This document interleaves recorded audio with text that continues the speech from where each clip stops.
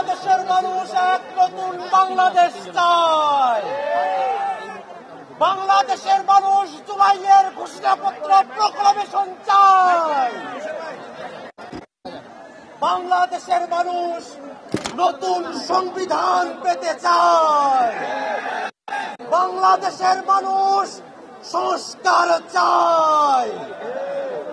ভাইরা আমার, বৈষম্য বিরোধী ছাত্র আন্দোলন যখন জুলাইয়ের প্রক্লেমেশন নিয়ে রাজপথে জমায়েত করার ঘোষণা দিয়েছে, আমরা দেখেছি সরকারের পক্ষ থেকে উদ্যোগ নিয়ে সকল রাজনৈতিক পক্ষের সাথে নিয়ে সরকার জুলাইয়ের ঘোষণাপত্র পাঠ করার সিদ্ধান্ত গ্রহণ করেছে। সরকারের এই সিদ্ধান্ত বৈষম্য বিরোধী ছাত্র আন্দোলনের এক অন্যতম বিজয়।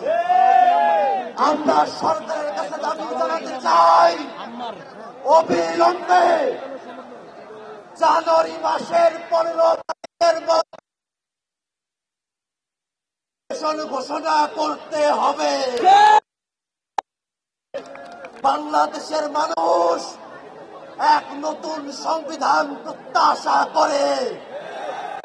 আমাদেরকে বলা হয় নতুন সংবিধান করবে, তার ম্যান্ডেট কোথায়? আমরা বলি নতুন সংবিধান নির্বাচিত প্রতিনিধিদের। বাংলাদেশের আগামী নির্বাচন হবে গণপরিষদ নির্বাচন।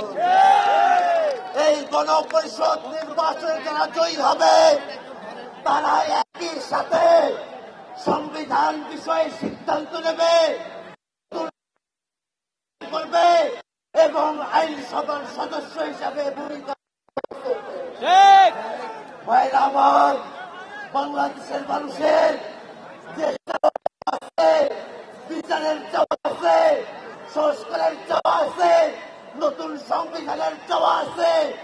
বাংলাদেশের মানুষের প্রত্যেকটা বিষয়ের যে আকাঙ্ক্ষা আছে, সেই আকাঙ্ক্ষাকে বাংলাদেশের ছাত্র জনতা অবশ্যই বাস্তবায়ন করিয়ে নিয়ে আসবে।